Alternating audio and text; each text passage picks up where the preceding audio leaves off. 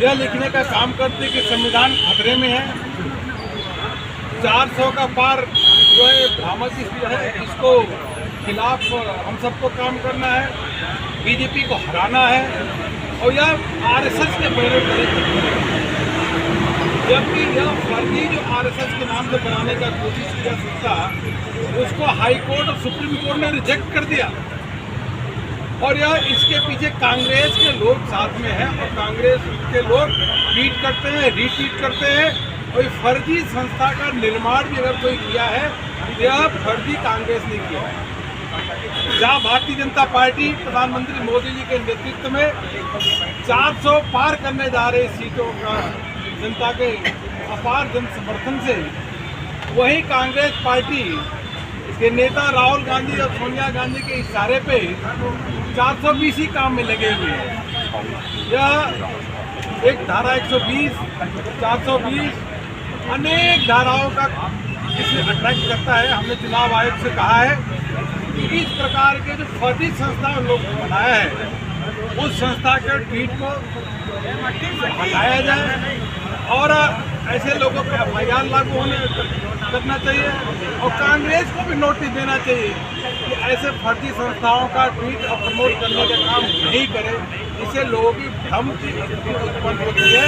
ये model code of conduct का घोर उल्लंघन है। इसे कठोर से कठोर कार्रवाई इस पर होनी चाहिए।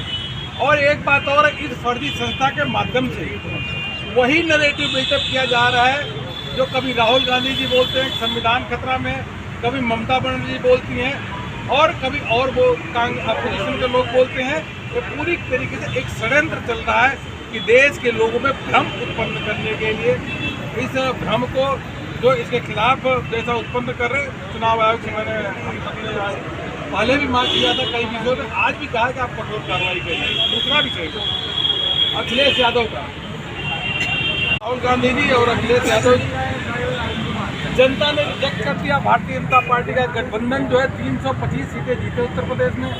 अब इस चुनाव में जब समाजवादी पार्टी को हार सामने दिख रहा है, तो मुख्तार अंसारी की जो मृत्यु हुई है उसको क्या कहना शुरू कर दिया कि जेल में जहर दिया गया। तुम्हारे पास कौन सा ऐसा तथ्य है कि इस प्रकार से बात कर रहे हो, लोगों की भावना भड़काने का काम कर रहे हो।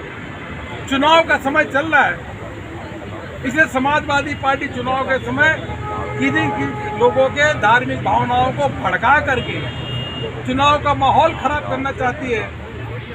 हमने चुनाव आयोग से मांग किया है कि इनके खिलाफ तुरंत कार्रवाई करिए।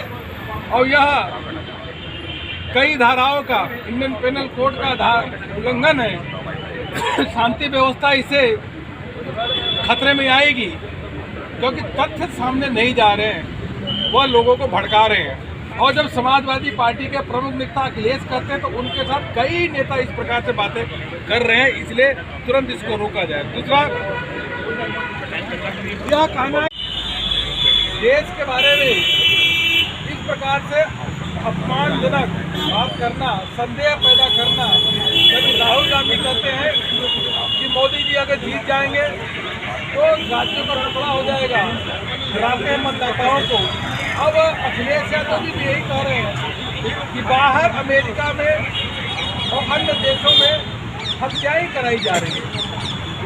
इस प्रकार का जो बात करना, जो हमारे लोकतांत्रिक देश, लोकतांत्रिक मूल्यों के खिलाफ है, इन पर कार्रवाई उसी को करना चाहिए चुनाव आयोग को। नहीं तो एक सिलसिला चलता रहेगा और देश के लोग कभी भी कांग्रेस को, समाजवादी पार्टी को माफ नहीं करेंगे, लेकिन चुनाव आयोग भी तुरंत कार्रवाई करेगा तो लोग सत्ता करने का काम करेंगे, ऐसा हमने कहा है। और तुष्टिकरण का राजनीति, सीधे सीधे तुष्टिकरण। आपने देखा जब कांग्रेस का घोषणा पत्र आया, मुस्लिम लीग का एक घोषणा पत्र, इतना अधिक तुष्टिकरण की बात, अपीजमेंट की बात। और वही अब अखिलेश यादव जी भी बोलना शुरू कर दिए हैं, जहर दिया गया मुख्तार अंसारी को जेल में।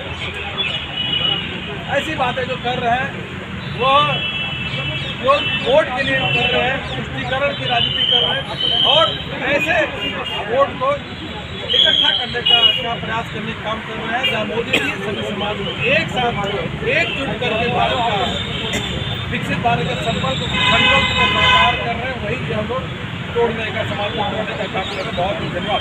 सर टीएमसी डेलीगेशन आए थे ये कॉल में, यह इनको टीएमसी के लोगों को यह संविधान की चिंता नहीं है, लोकतंत्र की चिंता नहीं है। सर्वसंधिक लोकतंत्र का अपमान किया है तो यह टीएमसी के लोगों ने किया, संविधान का अपमान इन्होंने किया, संवैधानिक संस्थाओं का अपमान किया है।